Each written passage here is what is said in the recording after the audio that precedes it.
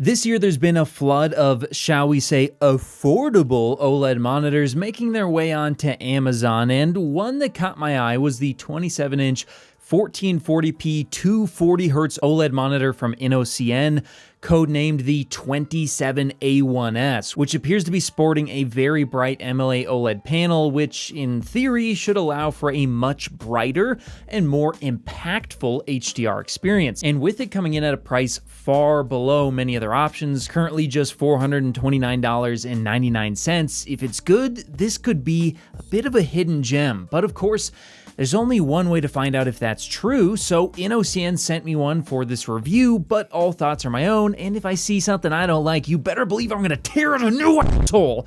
Anyway, starting off with the design, and affordable is an understatement. It's made of what feels like pretty cheap plastic for the housing, and my unit actually even would slightly bend to the right when it was fully extended on the stand, but overall, I don't think it necessarily looks bad. It does have excellent cable hiding capabilities thanks to the ports facing back instead of down, and it even has the ability to charge your phone while you play games, which is genuinely a nice add. The only thing that's missing is the ability to rotate clockwise or counterclockwise, a trend that really needs to stop with these monitor stands, but considering the price, I'll give them a pass on that because it does have base mount support as well as a gaggle of connectivity, including 65-watt USB Type-C, 2 DisplayPort 1.4s, and an HDMI port, though do be aware the HDMI is just 2.0, which is a shame, but it's certainly not a deal breaker, as this still allows for the full 1440p resolution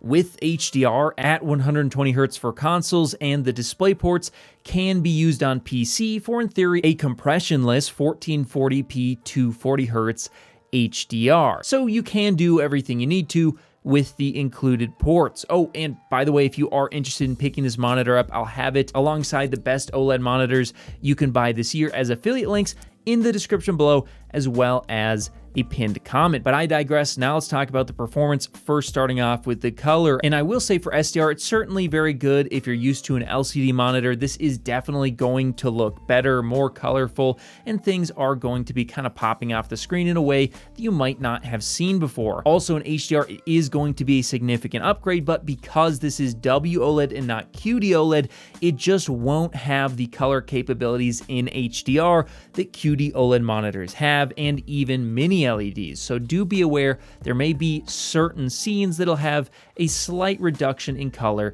due to that panel choice, but there's nothing you can really do about that.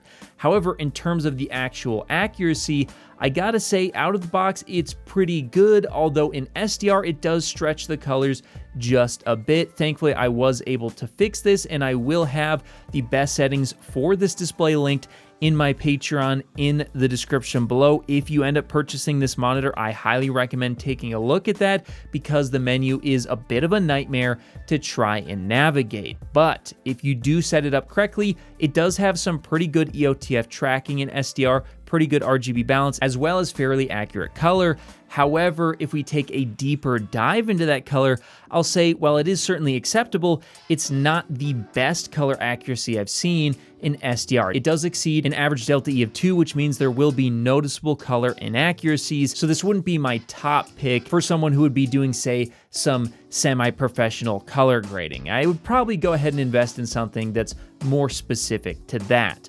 However, in terms of HDR, it is a bit of a mess out of the box. For some reason, HDR does not automatically enable on this panel. You do have to enable it, so out of the box, it's going to be super messed up.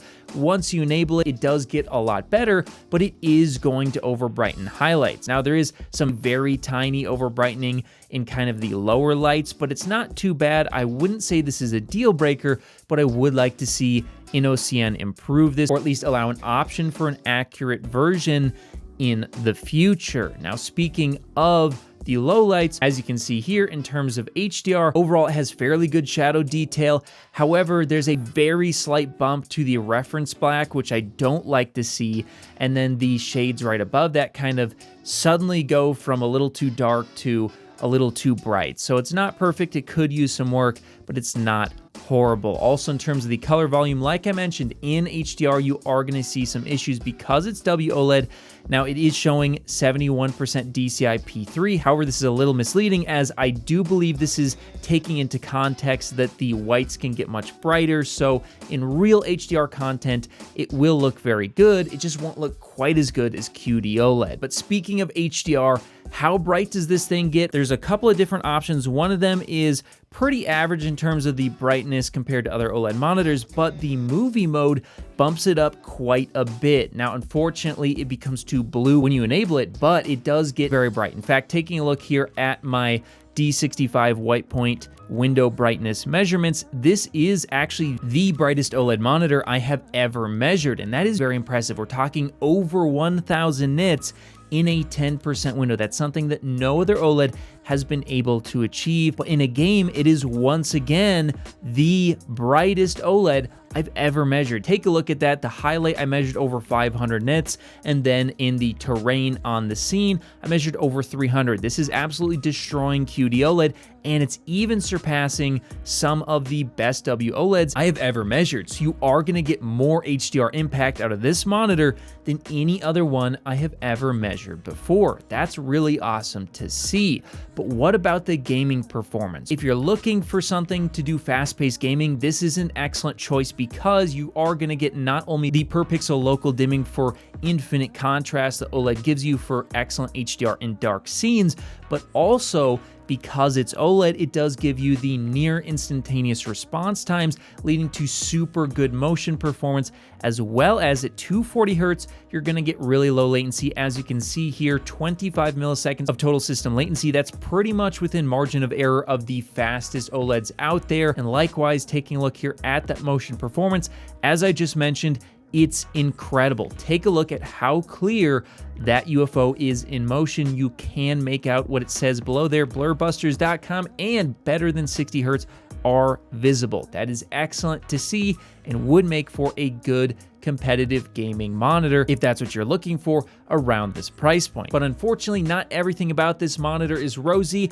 The text clarity is going to suffer a bit, as it appears to still be using an older white, blue, green, red subpixel arrangement. That is not what Windows is expecting, so there will be certain text, especially against gray backgrounds, that could look a little bit off. Speaking of clarity, unfortunately, this one does come with a matte coating. Ugh. Yes, it is going to significantly harm the image. Now, I'm not as bothered because it's at 1440p. At 4K, this would be, in my opinion, a deal breaker. However, 1440p is not as clear as 4K, so the hit to the overall quality isn't as substantial in my opinion, but I still do think it's very unfortunate. 1440p can look a lot more clear than it does here. I love to see that change in the future, or an option for a glossy model, as that would improve the clarity very substantially. Now, this does also come with speakers, and they're okay. They do lack some body and bass, and there is some distortion at high volume, but it is better, I would say, than the majority of built-in speakers on a lot of monitors. But there's one issue I found with this monitor, and that's the menu. It's just awful. I'm not gonna pull any punches here, guys.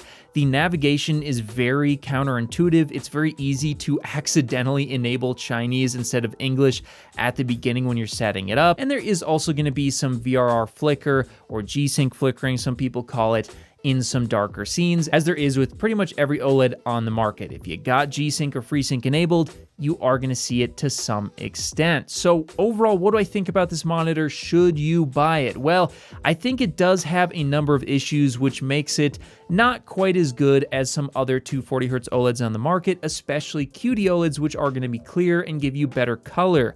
However, it is the brightest OLED I've ever seen, and if that's what you're after, well, this price is really excellent. I mean, getting this for $430 is, in my opinion, a bit of a steal. It's not perfect, but my God, that's a great price. So, although it isn't my #1 pick for an OLED, I think the price is aggressive enough that yes, I can actually recommend it despite its flaws. And hopefully with some firmware updates, it can get even better, but I haven't seen a lot of great support from INNOCN on firmware in the past, so that might be kind of up in the air. But there you have it, guys.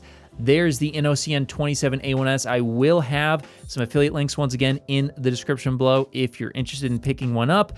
But stay tuned for everything else display related here on The Display Guy. Whether you're looking to connect a new console, gaming PC, or just need a fast and reliable HDMI cable to connect over long distances, Rupro has you covered with their certified 8K HDMI 2.1 fiber optic cable available in sizes of up to 50 feet and can deliver a perfect full 48 gigabits per second connection over distances other cables could only dream of reaching. And with 48 gigabits per second of bandwidth, it can easily drive 8K 60 FPS or 4K 144 FPS 10-bit HDR video through its ultra-thin, flexible, and durable housing, and it even supports ER. So if you're in the market for a cable that can drive a beautiful new TV or monitor, be sure to check out Rupro on Amazon today.